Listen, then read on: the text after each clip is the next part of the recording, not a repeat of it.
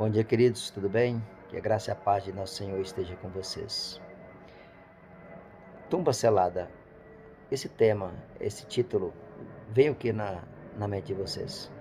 Para quem estudou a Bíblia, conhece a palavra de Deus, vai entender do que eu estou falando. Aqui nos comentários adicionais da lição, a serva do Senhor, Ellen White, ela descreve esse tema, né? Sobre esse tema, a tumba selada. Ela diz assim, ó, vamos meditar junto, vamos raciocinar juntos, pegando a linha de raciocínio dela. Ela fala assim: os sacerdotes deram ordens para que o sepulcro fosse guardado. Uma grande pedra havia sido colocada diante da entrada. Olha só as dificuldades, as coisas que eles fizeram, né? Depois vocês vão entender. Ao redor dessa pedra puseram cordas, prendendo as extremidades à sólida rocha e selando-as com selo romano.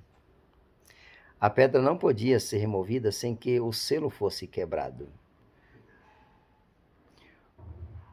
Uma guarda de 100 soldados, olha só quantos soldados, ó. Uma guarda de 100 soldados foi colocada em volta do sepulcro para impedir que alguém tentasse violá-lo. Os sacerdotes fizeram o que puderam para manter o corpo de Cristo onde tinha sido posto. Foi fechado com tanta segurança em seu túmulo, como se fosse permanecer nele para sempre. Satanás ele tem os seus agentes humanos aqui. No tempo de Cristo, eles usaram os anciões, os sacerdotes, que é a autoridade religiosa da época. E essa autoridade religiosa, ela uniu força com a autoridade política. Então, reconstitui a verdadeira imagem da besta. Quando a autoridade religiosa e a política se dão os braços, se unem para um propósito: perseguir, entendeu? Para sufocar a verdade. Essa é a imagem da besta. E a imagem da besta ela vai se estendendo ao longo dos séculos. O tempo passa e quanto mais o tempo passa, mais a imagem da besta se intensifica na vida dos seres humanos em geral, que não quer abrir mão do pecado, né? Mas continuando aqui a mensagem dela. Dessa maneira, frágeis criaturas se aconselharam a fazer planos. Esses homicidas mal percebiam a inutilidade de seus esforços. O que Satanás ele faz? Ele usa os seres humanos. Ele persegue, ele dificulta, tudo que ele pôde fazer para dificultar o ministério de Cristo, mesmo depois da sua morte, foi inútil, porque quanto mais ele fazia isso, mais o propósito de Deus se cumpriria. Será que ele não sabia que Deus é soberano, que ele sabe de todas as coisas? Quem é que pode contra Deus? Suas criaturas? Satanás e seus anjos? É criatura de Deus. Escolheram o mal, mas eles continuam sendo criatura de Deus. Você acha que Deus não sabe os planos deles? Quanto mais eles fazem esforços para tentar minar a vontade de Deus na vida do ser humano, mais eles estão contribuindo para que isso aconteça. Porque Deus ele pega essas situações e reverte, administra, né, de uma certa forma que o evangelho ele fica mais evidente. Tá vendo? No entanto, por meio da atitude deles, Deus foi glorificado. Os próprios esforços feitos para impedir a ressurreição de Cristo são os argumentos mais convincentes para provar a ressurreição de Cristo. Quanto maior fosse o número de soldados colocados em redor do sepulcro, tanto mais forte seria o testemunho de que ele ressurgira. Os guardas e as armas romanas foram incapazes de limitar o Senhor da vida dentro do túmulo. Aproximava-se o momento da sua libertação. está no livro Desejado de Todas as Nações, página 625 e 626. Quem se quiser se interessar, adquira esse livro, é muito bom. Aqui ela continua. Embora as autoridades judaicas tivessem realizado seu propósito diabólico de matar o Filho de Deus, suas apreensões não diminuíram, nem morreu sua inveja. Jesus ele tinha falado que ia ressuscitar, morrer e ressuscitar ao terceiro dia. Jesus morreu. E essas autoridades, eles estavam com as palavras de Cristo na mente deles, né? Por isso que eles fizeram isso. Misturado com a alegria da vingança satisfeita, olha só. Ou seja, para eles, tá tudo certo. Jesus morreu, ele cumpriu seu propósito. Havia um temor sempre presente de que seu corpo morto, repousando no sepulcro de José, pudesse voltar à vida. Por isso, os chefes dos sacerdotes e os fariseus dirigiram-se a Pilatos e disseram, olha só o que eles falaram aqui. Senhor, ele falando para Pilatos, né, os chefes dos sacerdotes, Senhor,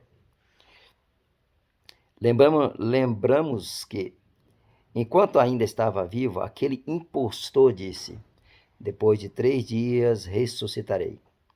Ordena, pois, que o sepulcro dele seja guardado até o terceiro dia, para que não venham seus discípulos e, roubando o corpo, digam ao povo que ele ressuscitou dentre dos mortos.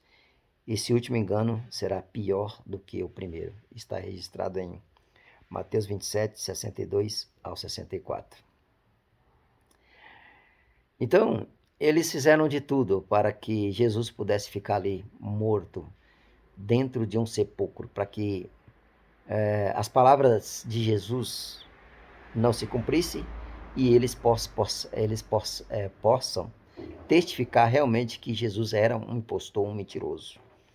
O que eles queriam é mostrar que Jesus era um impostor e era um mentiroso. Se eles tivessem conseguido deixar Jesus ali no túmulo, como eles achavam que poderia, né? Eles iriam provar que Jesus era um impostor e um mentiroso. Por isso que eles fizeram isso. Eles foram até Pilatos, lembrando de Pilatos que Jesus falou que ia ressuscitar no terceiro dia. Pilatos concedeu lá uma guarda de 100 soldados, colocou selo na pedra, entendeu? Para que Jesus não fosse roubado pelo discípulo. Depois de o corpo de Jesus ser roubado, foi perguntar, assim, não, ele ressuscitou, não está aqui não, ele ressuscitou. Incrível, né? Pilatos também não desejava que Jesus ressurgisse com poder para punir a culpa daquele que o havia executado. E colocou uma escolta de soldados romanos sobre o comando dos sacerdotes. Levem um destacamento, respondeu Pilatos. Pode ir. E mantenham o sepulcro em segurança, como acharem melhor. Eles foram e armaram um esquema de segurança no sepulcro. E além de deixarem um destacamento montando guarda, lacraram a pedra. Mateus 27, 65 e 66. Então, os judeus compreendiam a vantagem de terem essa guarda nas proximidades do sepulcro de Jesus. Colocaram um selo sobre a pedra que fechava o sepulcro para que aquele não fosse violado sem ser percebido. E tomaram todas as precauções contra qualquer prática fraudulenta dos discípulos em relação ao corpo de Jesus. Entretanto, todos esses planos e precauções apenas serviram para tornar maior o êxito da ressurreição e mais plenamente estabelecida a sua veracidade. Deus é tremendo, né, meus amigos? Deus é tremendo. Quem é que pode contra Deus? Quem é que pode lutar contra Deus? A vontade de Deus não pode ser cerceada, não pode. Quando Deus quer, Ele faz. Deus é o Todo-Poderoso, ninguém pode nada contra Deus. Deus Imagina uma coisa impossível? Pois é, pode imaginar, e seja bem exagerado. Uma coisa bem impossível. Deus pode fazer. Deus é o Todo-Poderoso. Não tem como. Eles acharam que poderia segurar Jesus no túmulo. Coitado deles. Jesus Cristo, Deus, ele administrou todas aquelas dificuldades que eles estavam tentando fazer para atestar com mais veracidade a, a ressurreição de Cristo. Para que todos os seres humanos do planeta, de todos os tempos, de todas as eras, até a volta de Cristo, pudessem entender que realmente Jesus é o Filho de Deus, o ressurreto, aquele que nem a morte pôde contra ele. O pior inimigo do ser humano é a morte, mas Jesus, ele venceu a morte. Você, meu amigo, está me escutando. Um dia você e eu, nós vamos encontrar com essa morte aí, morte física.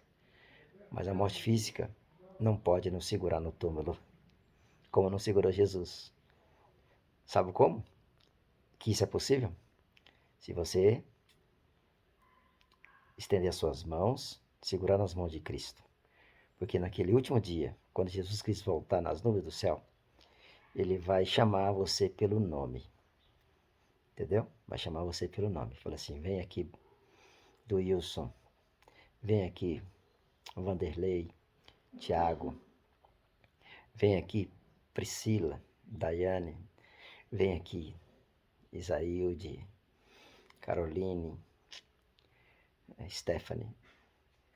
Vem aqui, Yara. Vem aqui, Giovana, Yolanda, Urandi. Vocês todos, vem aqui. Vocês são meus, venha e possua este reino. Esse reino que já está preparado há muito tempo para vocês, porque eu morri na cruz para salvar vocês. O inimigo, ele tentou